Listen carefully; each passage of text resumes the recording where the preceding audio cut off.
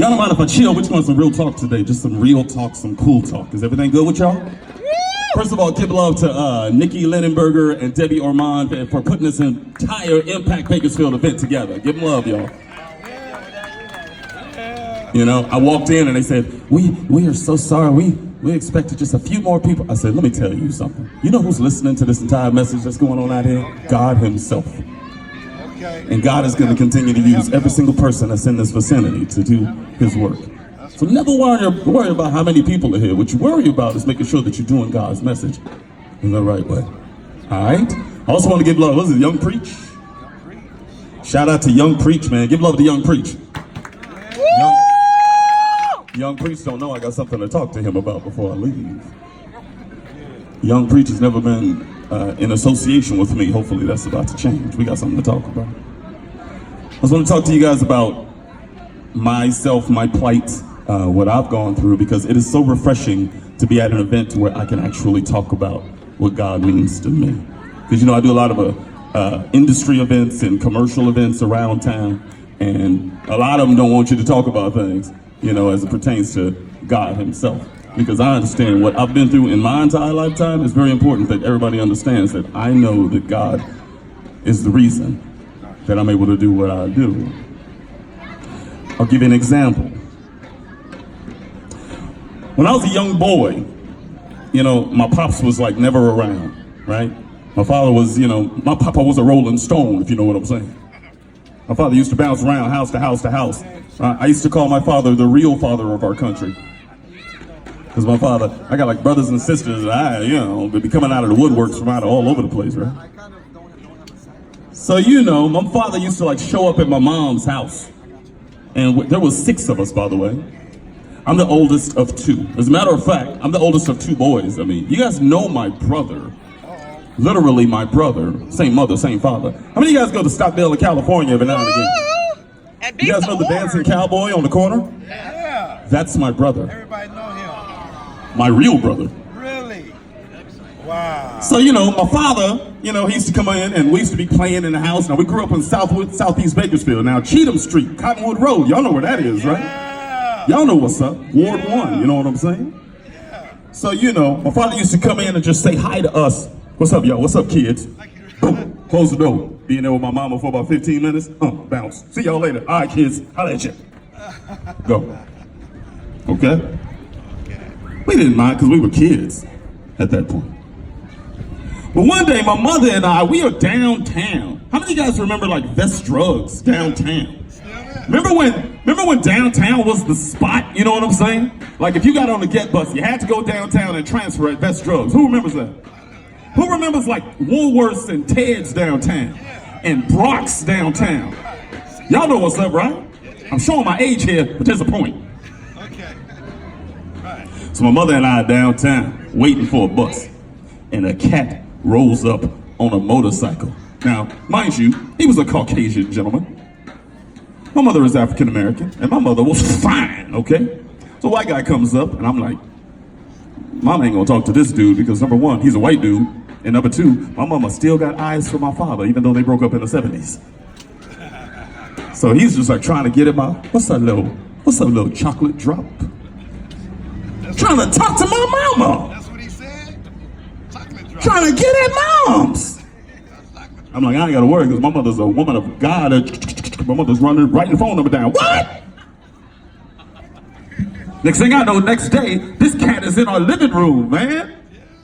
There's a white dude in my living room. But he was cool. My father was never around, right? He was just off doing his own thing. This dude would come up, my buddies would be sitting on the curb with me, we'd be outside, and he'll ride up on his motorcycle and say, you got your homework done, boy? You got your homework done? He used to bring us Slurpees and video games, and he used to ask us about what we had going on a daily basis. He was cool. My sisters loved him, you know. There was 6 of us, so my mother was having a hard time, you know, just trying to keep food on the table. This dude comes in, he just totally like implemented what my father should have done. And we were just cool. Everything was happy-go-lucky. And we were just happy family. Until my father found out.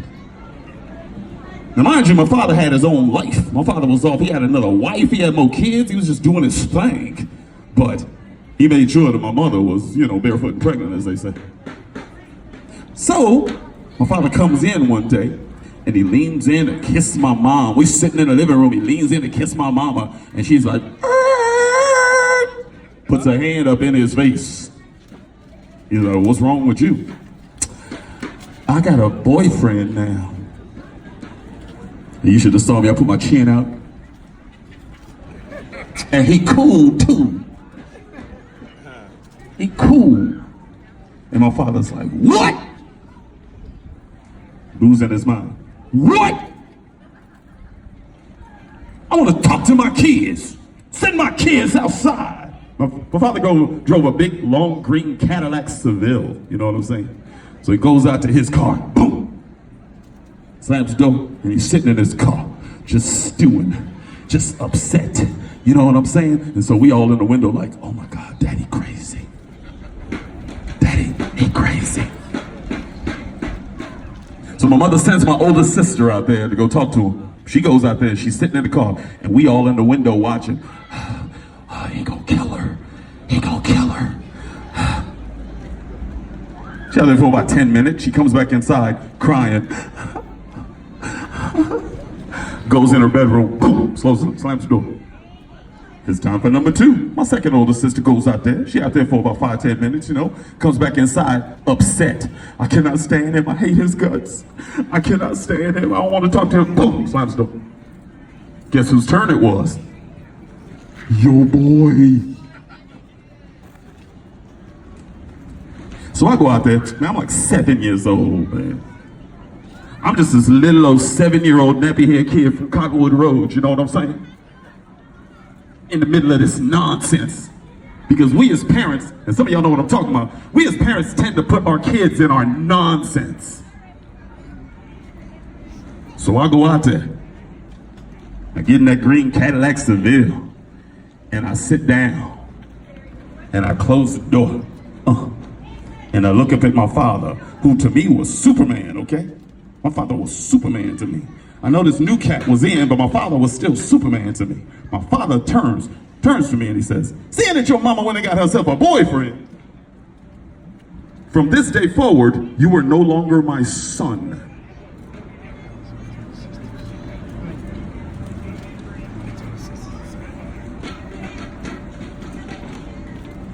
What do you think that does to the psyche of a child? What do you think that does to a young man in a bad neighborhood that has a ton of influences around him already? It crushes his soul, is what it does. But my mother has always been a woman of faith. She still is today. My mother won't call a phone number if it's got 3 6s in it, like real talk. My mother is a strong woman of faith. We used to get on our knees and pray every single night as a family. We used to pray every single night, right before bed, living room, lights off, boom, TV off, boom, sit down, boom, pray. Next thing I know, a few years later, this dude comes in the neighborhood. His name is Larry Joslin, worked with the Bakersfield Rescue Mission. White guy. Came in our neighborhood, driving a white van. Imagine that in 2019. A white man in a white van drive into a predominantly African-American neighborhood and say, hey, I'm here to get your kids and take them somewhere. Couldn't do that in 2019. But God sent that cat to me and my friends, took us, Bakersfield Rescue Mission, and taught us the teachings of Jesus Christ and saved our lives, man. He and I are still in contact today. He lives up in Seattle, but still in contact today. And that's the reason I'm here talking to you today. Because there's a lot of you right now that are struggling in your situation.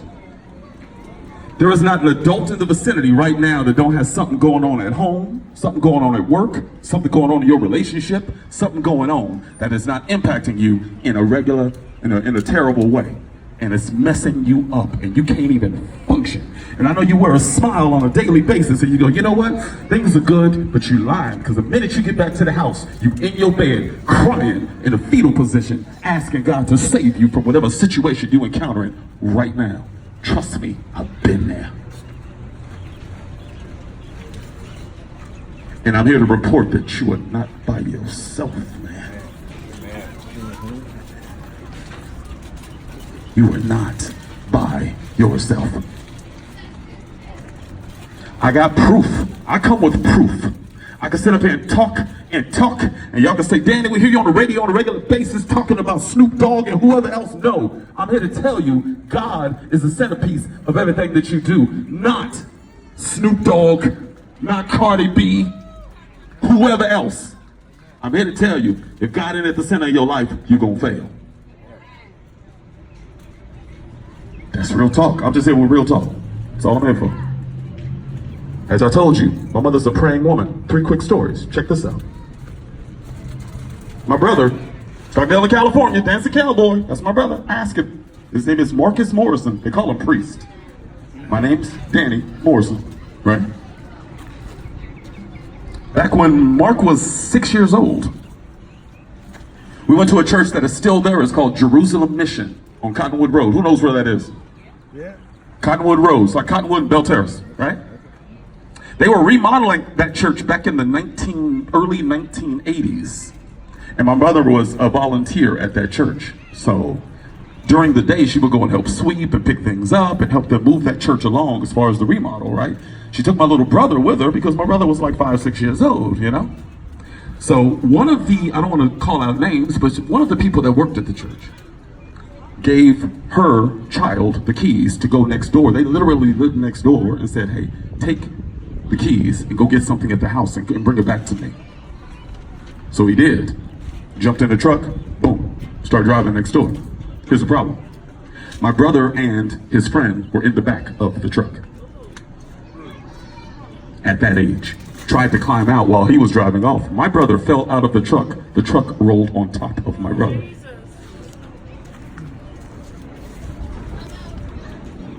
Over my brother's head, by the way. So let me say it again. Have y'all seen my brother on a daily basis on the corner of Stockdale, California? Mm-hmm. Yes. Try to tell me prayer don't work again. I'll give you another story. My sister, these are true stories, first-hand accounts. My sister used to work out of town, right? So she's driving, don't know what was happening, but she veers over. She's on Highway 46. She veers over in the left-hand lane. They call that thing Blood Alley for a reason. Head-on collision with a FedEx truck. Highway 46. This happened like 6, 7 years ago. Still here today. Went to the hospital, walked in there. I'm like, head-on collision. She gone. We just crying in the lobby, losing our minds. Crying. We walk in there. I'm telling you, this arm was mangled. She had some bruises all around here. Check this out. Head, torso, untouched. I said a head-on collision with a FedEx truck. We can do this all day. I got another one. I got a personal one for you. This is my third one. This is my biggest one. At the time, he was about 6 years old. He was about 6 years old. So me and my now ex were downtown. And Andre Gonzalez, you guys know him, city council member in Bakersfield. Yes, He had an event down at the Nile Theater downtown called the Children's First Campaign Gala event. So we're there, my phone rings, boom. I'm like, yo, it was my ex. Boom, send it to voicemail. Called again. Boom, send it to voicemail. And you know when somebody calls you multiple times in a row, something wrong. So I'm like, yo. So I get up, I go to the lobby, I'm like, what's the deal? She said, Christian, which by the way, my son's name, Christian, that is not accidental, is urinating blood right now. And I'm like, what? Yeah, he's urinating blood and you need to get to the hospital. Grab her, let's go. We running up 19th Street going crazy, man. Crying, losing my mind, sitting in the car. You know, just like, oh my God. So I get to Memorial Hospital and it's just frantic. You guys been been in an emergency room when an emergency is going on? It's just frantic in there. And I'm like, where's my son? Calm down, Mr. Morrison. Where's my son? The doctor comes out. The doctor looks at me and he goes, oh, your son is on his way down to the Children's Hospital of Los Angeles. I'm like, why? Well, we found something, but we can't talk about it. What do you mean you can't talk about it? That's my son. What do you mean you can't talk about it? I'll kill somebody up in there. So my ex comes up and she goes, look, I'm going to follow the ambulance down to Children's Hospital. You go home. I will call you the minute I get word. You go home. So of course, you can't sleep. You pacing. You just pacing all night. You're like, oh my God. All I've done is live through you, man. And I'm talking to God. Who's had that conversation with God? All I've done is live through you. That's all I've done on a regular basis, man. My child's in the hospital? Really? So I get that phone call, boom, 3 o'clock in the morning. Oh my God. What? She tells me, Danny, Christian has stage 4 cancer. And it's in his stomach and in his lungs.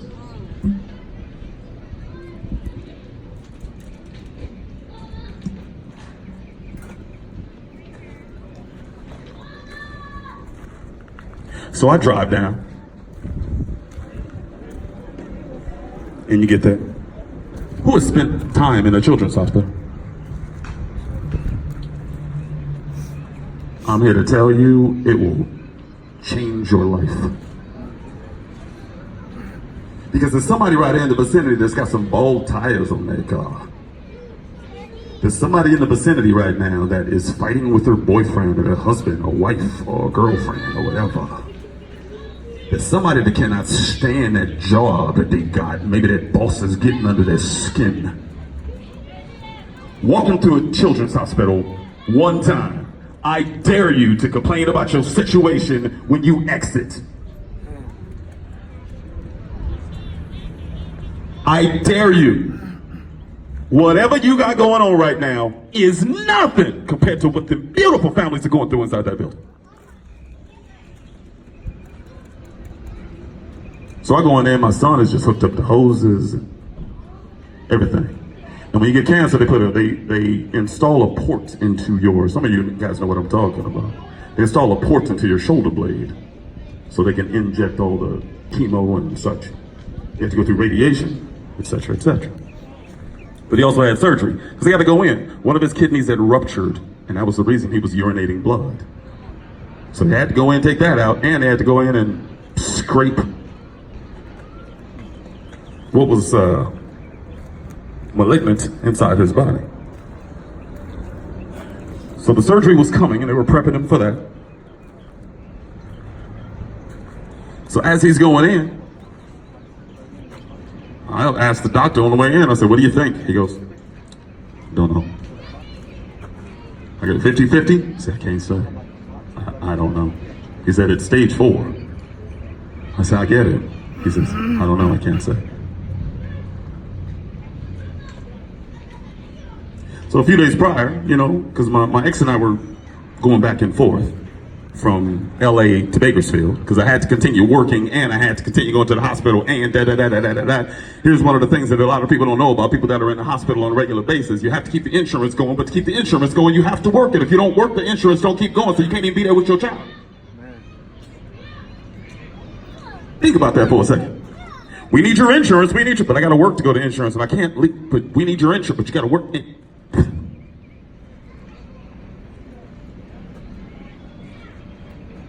So I'm driving home one day, going down the Grapevine. And I just speed up into the mountains, man, because I've been thinking, you know what I'm saying? Because I told you, I've been doing your work. That's me talking to God again. I've been doing your work for years, okay? Anybody that knows me, I've been doing his work for years, okay? I have used myself as a beacon to bring people to the church. I've used myself as a beacon to try to inspire as many people as possible. And you put cancer in my son? Let my son die. You die with him. guy, right? Talking to God, tough guy. If my son dies, you die with him. I'm in a clearing up in, I don't know, where Fraser Park, whatever. If my son dies, you die with him. Because I've done nothing but serve you for all these years, and you got the audacity to put cancer in my son? Save my son. Or else. People say, Danny's about God. I'll be like, nah, I don't know him. I don't know who you talking about. I'll tell him for the rest of my life. Dare me.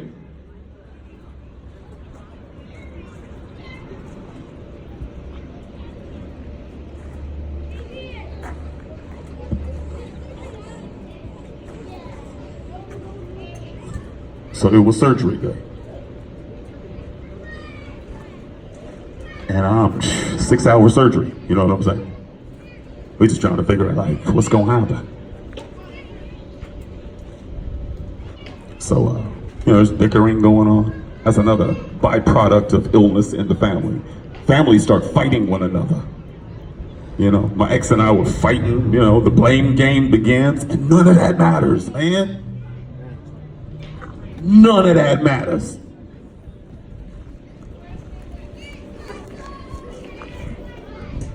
So the doctor comes out and says, can I talk to you too? Talking to me and my ex. And I'm like, yeah. So we walk in there. We already about to break down because we're just like, we already know the worst is coming. And he goes, we think we got it. And I'm like, what do you mean? He goes, well, we think we're good. My son is now 12 years old. Yeah. Woo! Thank you, Jesus. Okay. And they can't find cancer in my son's body. Praise God.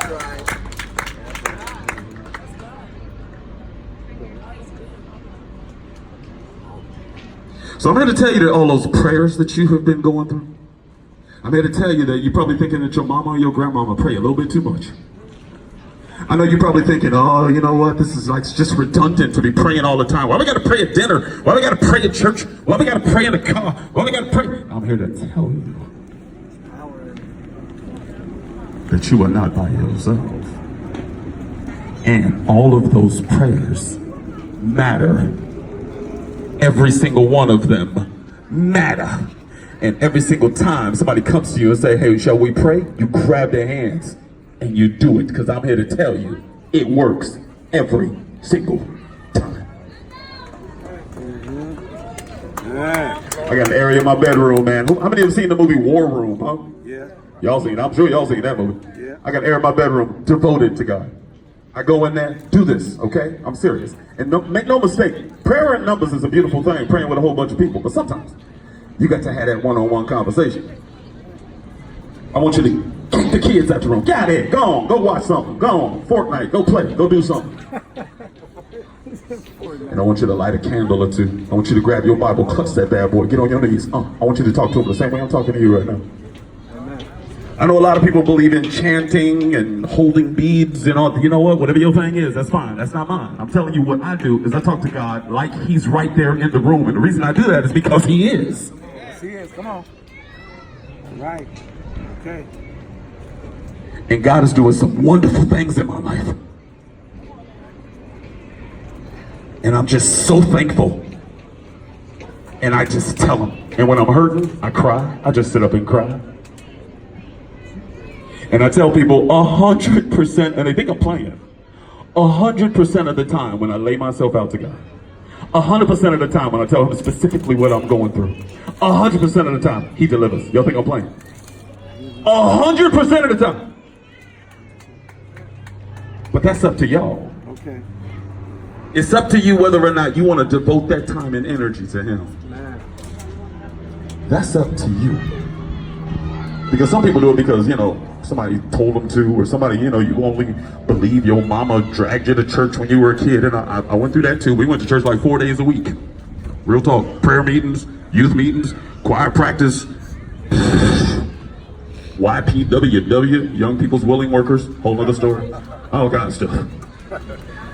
But thank God my mother instilled that foundation in me to where it's still running through my veins today. And my mother gets on my nerves sometimes. I ain't gonna front.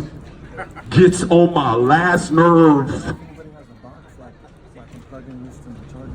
But God created me and my mother cultivated me. And without those things, two things happening in my life, I don't know what I would do. I don't know what I would be. In closing, because I got to get out of here, Mother's Day is what? 2 weeks? May 12th. May 12th, thank you. 2 weeks. And it's about that time that I break out my poem to my mother, and I'm gonna try to keep it together because every time I read it, I cry like a newborn baby. But I'm gonna read it to y'all, and I'm gonna bounce out of here. It's called I Haven't Forgotten, okay? And I'll get out of here. Hopefully Young Preacher's okay with me dropping some bombs on here too. It's my annual and traditional Mother's Day dedication to my mom, whose name is Wilma Morrison. I haven't forgotten for 1 second how you always held things down after my father made a foolish choice and chose to never be around. How the finances were close to nothing and your emotions had to be a mess. With little money and multiple kids, you never showed us that you were stressed. I haven't forgotten how your plan of attack was to remain involved and reliable, to keep our eyes in our education and our eyes immersed in the Bible. From family prayer to Sunday school, we were force-fed Jesus Christ. And although I hated it at the time, it molded us to learn Jesus' sacrifice. I haven't forgotten you standing outside that friendship house for food. After working all week and dealing with us kids, we knew that you weren't in the mood. You would stand in the heat and sweat for hours, or stand in the cold and freeze, just so your children could eat that night with a little welfare butter and cheese. I haven't forgotten you losing your car and never putting up much of a fuss. You would invest in a bus pass, wake up early, and we would race to catch the get bus. From Ted's to Zodi's to Best Drugs downtown, I remember feeling so calm. And I never felt embarrassed of you because I just loved hanging out with my mom. I haven't forgotten you working multiple jobs and raising children at the same time, and still finding time to assist with my homework and being available at the drop of a dime. When I was blessed to be given awards at school, I would wait for my name to be read aloud and look through the sea of proud parents and always see your crying face in that crowd. I haven't forgotten that you felt that you were compromising your dignity by asking for government help with the food stamps, the WIC, and some AFDC. And although those resources are put in place to help women in your position, you saw them as a temporary stepping stone that would lead to even more ambition. I haven't forgotten that you never brought a carousel of men into our godly home, even though we knew that you were lonely at times and couldn't have liked being alone. How you sacrificed your own social life and never put your needs before ours. You were a mother and father combined into one, a superwoman with superpowers. I haven't forgotten, on birthdays and Christmases, we always had gifts for some reason. I would always doubt that our family could even partake in the holiday seasons. But you always came through. Christmas mornings were always filled with gifts, food, laughs, and cheer. Little did I know that God was in charge and our family's financier. I haven't forgotten you going back to college and getting that college degree. Ending the government assistance, the Medi-Cal, the food stamps, the WIC, the AFDC. You overcame so much as a single mother, and it was emotional watching you turn that page by seeing you live your lifelong dream of walking across that stage.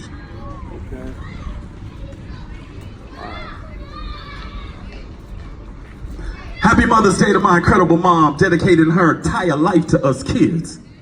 And this poem was written to show my appreciation of exactly how much she did. I wasn't worthy then, and I'm not worthy now, to have such an angel throughout my adolescence. I haven't forgotten that I love you, Mama. And it's an honor to be in your presence. Your son, Danny Morrison. You are appreciated. God bless you guys. Thank you so much for your time. I appreciate y'all, man.